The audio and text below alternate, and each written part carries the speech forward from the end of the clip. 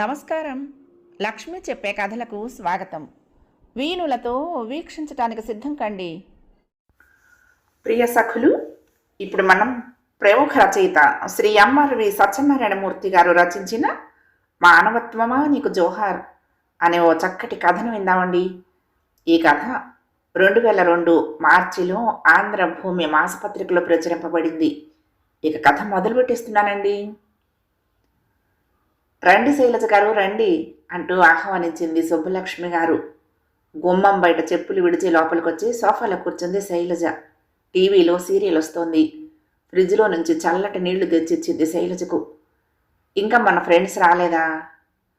వచ్చేస్తారు, మీరు 2 గంటలకు వస్తారని ఫోన్ చేసి చెప్పాను బదులిచ్చింది సుబ్బలక్ష్మి.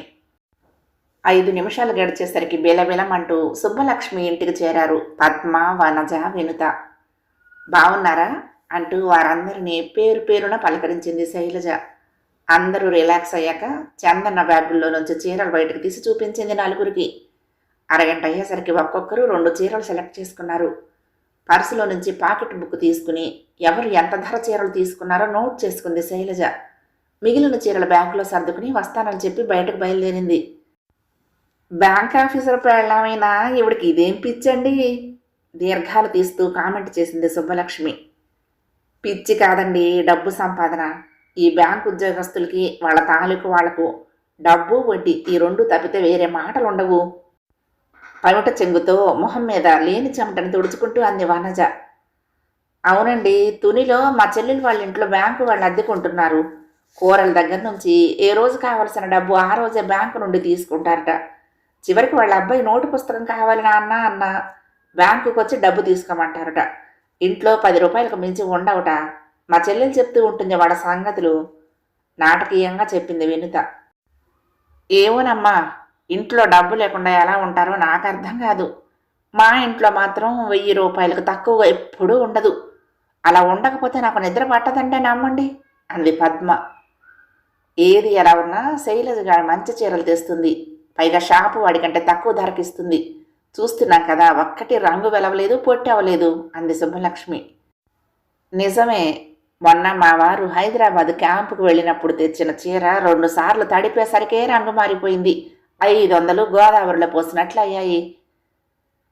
మీరు టీవీ చూస్తూ మాట్లాడుతూ ఉండండి, నేను ఈలోగా పంట కిందకు కాసిన కరకరలు తెస్తాను అంటూ లోపలికి వెళ్ళింది సుబ్బలక్ష్మి.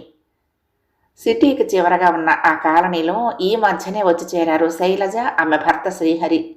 బ్యాంకులో ఆఫీసర్గా పనిచేస్తున్న శ్రీహరి ఉదయం 9:30 అయ్యేసరికి బయటకు వెళ్ళిపోతాడు. మళ్ళీ రాత్రి 7-8 గంటలైతేనే కానీ ఇంటికి రాడు. ఏదో ఒక వ్యాపకం ఉండాలని శైలజ ఈ కాలనీ పక్క కాలనీ వాళ్లకు చీరలు అరువుపై అమ్మి 2-3 వాయిదాలుగా డబ్బు వసూలు చేస్తుంది. సిటీకి ఆటోల మీద వెళ్ళి షాపింగ్ చేయవలసిన అవసరం లేకుండా ఇంటి వద్దకే తీసుకొచ్చి ఇవ్వటం. పైగా డబ్బు ఒకేసారి చెల్లించనక్కర్లేకుండా అరువు వాయిదాల సౌకర్యం ఉండటంతో చాలామంది శైలజ వద్ద చీరలు కొంటున్నారు. ఆ కాలనీలో సుబ్బలక్ష్మి గారే అందరిలో పెద్దగా ఉంటూ అందరికీ సాయం చేస్తూ ఉంటుంది. అయితే ఆవిడకు ఎదుటివారిని ఏదో ఒకటి ఆనందే తోచదు. కానీ చెయ్యి మాత్రం భారీ చెయ్యి. ఇంటికొచ్చిన వారికి రోజు కాఫీ టిఫిన్లు ఇస్తూ ఉంటుంది. రోజు మధ్యాహ్నం 2 దాటాక సుబ్బలక్ష్మి గారింటికి చేరటం, లోకాభిరామాయణం చెప్పుకుంటూ టీవీ సీరియల్స్ చూడటం, ఆవిడ చేసే మర్యాదలు స్వీకరించి 5 గంటలకు ఇళ్లకు వెళ్లటం ఆ ముగ్గురికి అలవాటు. లోపల నుండి నిండుగా ఉన్న చెకోడీల సీసా, 4 ప్లేట్లు, 1 వాటర్ బాటిల్ తెచ్చింది సుబ్బలక్ష్మి. సీసా మూత తీసి అందులో నుండి చెకోడీలు 4 ప్లేట్లలో సర్దింది. శైలజ గారు మధ్యాహ్నం పూట చీరలు అమ్ముతుంది. మరి పొద్దున్నే 10 గంటలకు ఇంటికి తాళం పెట్టి బయటకు వెళ్ళి మరలా 1 గంటకు వస్తుంది. ఎక్కడైనా కాన్వెంట్లో పని చేస్తున్నారా అంటే లేదంటుంది. మరెక్కడికి వెళ్తారు అంటే నవ్వుతుందే కానీ సమాధానం ఇవ్వదు. ఏమిటంటారు ఆ రహస్యం సుబ్బలక్ష్మి గారు? చెగోడీలు తింటూనే గరగరం అంటూ మాట్లాడింది వనజ. సుబ్బలక్ష్మి గారు 2-3 సార్లు చెప్పి చూసింది, తినటం అయ్యాక మాట్లాడండి లేదా మాట్లాడటం అయ్యాక తినండి అని. ఆవిడ వింటేగా, ఆవిడ ధోరణి ఆవిడది. ఫోన్లిద్దరూ భర్త బ్యాంకుకు వెళ్ళిపోయాక అలా గుడికైనా వెళ్తుందేమో అంది. అబ్బే, గుడికి వెళ్తే 1 రోజు కాకపోతే 1 రోజైనా టెంకాయో పళ్ళో పూలో తీసుకువెళ్తారు కదా, చేతులు ఒప్పుకుంటూ వెళ్ళొస్తుంది. నేను చాలాసార్లు పరీక్షగా చూశాను మళ్ళీ గరగరమంటూ చెప్పింది వనజ. అదిగో మంచి సీన్ వస్తుంది టీవీలో చూడండి అని వినుత హెచ్చరించడంతో నలుగురు సీరియల్ చూడటంలో మునిగిపోయారు. వాల్ క్లాక్ 5 గంటలకు సుతారంగా పియానోలా ధ్వనించడంతో చీరల ప్యాకెట్లతో ఎవరింటికి వారు బయలుదేరారు పద్మ, వనజ, వినుత. 10 రోజులు గడిచాక వనజ సుబ్బలక్ష్మి గారింటికి ఆయాసపడుతూ వచ్చింది. ఈ విషయం విన్నారా? మొన్న శైలజ గారు మా వారికి బట్టల షాపులో కనిపించారట. ఆ షాప్ అతనితో ఒకటే ఇకలు పకపకలుట. మా వారు ఆయన ఫ్రెండ్ ముక్కున వేలేసుకుని బయటకు వచ్చేశారట. వనజ చెప్పటం ముగించేసరికి వినుత కూడా వచ్చింది. సుబ్బలక్ష్మి గారు, మా అబ్బాయికి శైలజ గారు వాళ్ళ కాలేజీలో కనిపించారట. ఏవో హ్యాండీక్రాఫ్ట్స్ తీసుకొచ్చి లెక్చరర్స్కి అమ్ముతున్నారట. మా అబ్బాయిని పలకరించారట కూడాను. బ్యాంక్ ఆఫీసర్ భార్య అయి ఉండి ఇలా ప్రతి చోటికి తగుదునమ్మా అంటూ బయలుదేరుతోంది. ఏం బాగుంటుంది చెప్పండి? ఏమిటోనమ్మా, శైలజ వ్యవహారం నాకు అర్థం కావటం లేదు. ఆ అమ్మాయికి డబ్బు సంపాదన మీద బాగా మోజు పుట్టినట్లుంది. లేకపోతే ఈ అమ్మకాల పేరుతో ఎంత కష్టపడుతోంది. ఎంత దూరమైనా అలా సంచులు మోసుకుంటూ నడిచి వెళ్ళి చీరలు అమ్ముతుంది. పోనీ ఆ అమ్మకాల లాభాల్లోంచైనా కొంత ఖర్చు చేసి ఆటోల మీద వెళ్ళొచ్చు కదా. అలా చెయ్యదు. ఎందుకంత పిసినారుగా ఉంటుందో ఆ దేవుడికే తెలియాలి. ఈసారి కలుసుకున్నప్పుడు ఆమెను అడగాలి అంది సుబ్బలక్ష్మి.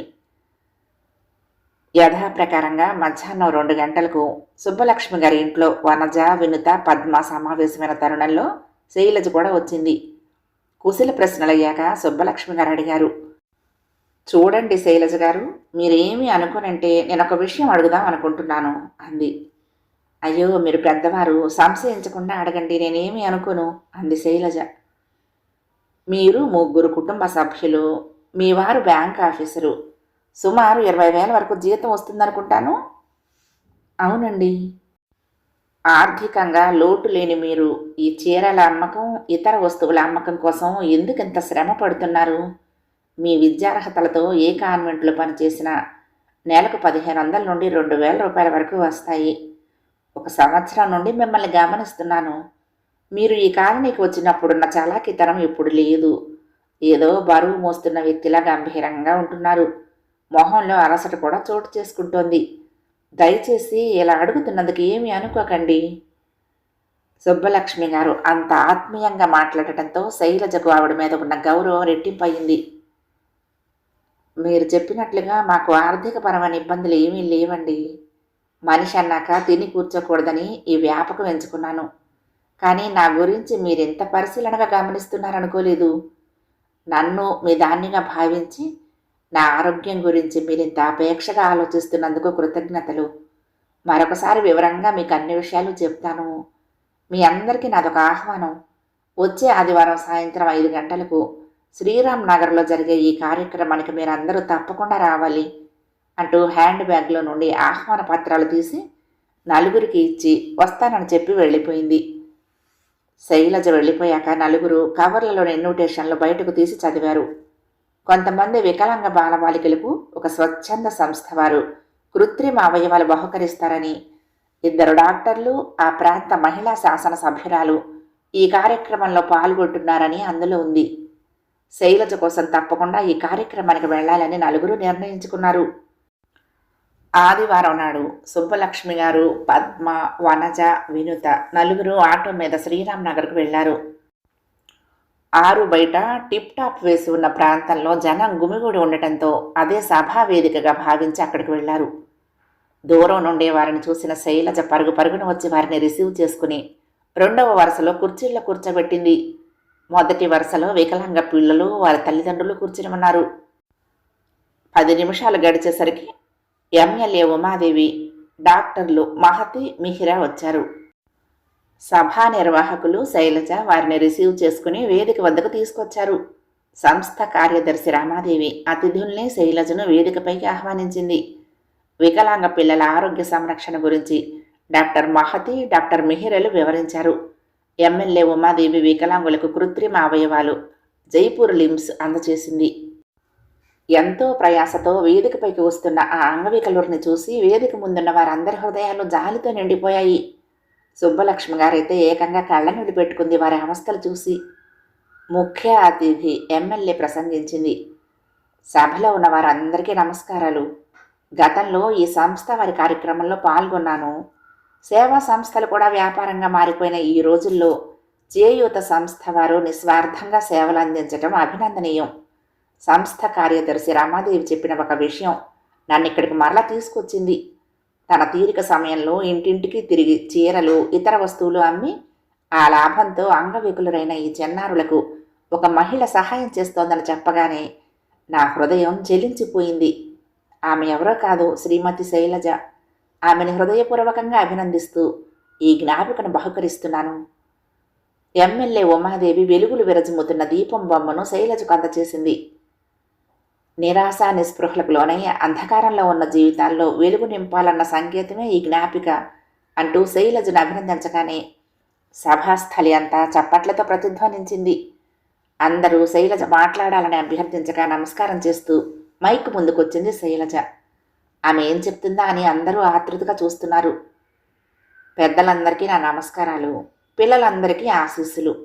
మేము ఈ ఊరు వచ్చి సంవత్సరం అయింది. ఈ ఊరు వచ్చిన కొత్తల్లో చేయూత సంస్థ రామాదేవి గారితో నాకు పరిచయం అయింది. వారి ఇంట్లోనే అంగవికులకు ఒక స్కూల్ నడుపుతున్నారని చెప్పగానే నేను ఆశ్చర్యపోయాను. ఒక్క వ్యక్తి ఇంత పెద్ద కార్యక్రమం నిర్వహించడం చూసి నేను ఏదైనా వీరికి సహాయం చేయాలనుకున్నాను. మా వారితో చెప్తే ఓ 10,000 ఇమ్మంటే ఇస్తారు. కానీ నేనే సంపాదించి వారికి సహాయం చేయాలని ఆలోచించి చీరల అమ్మకం ప్రారంభించాను.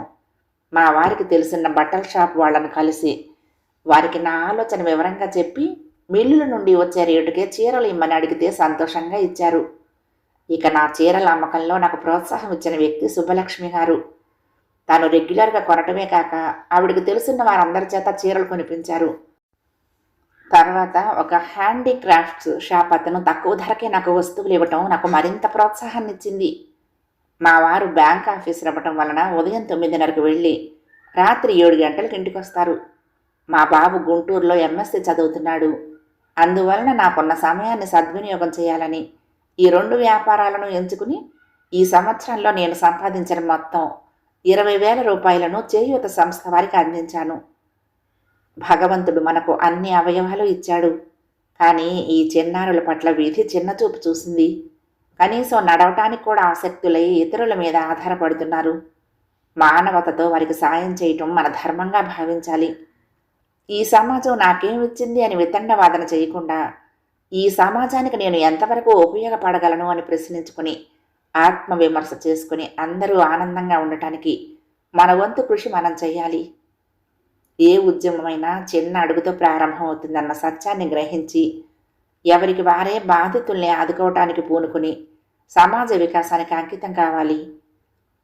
శైలజ ఉపన్యాసం పూర్తవగానే సభాస్థలి మరొకసారి చప్పట్లతో మారుమోగిపోయింది.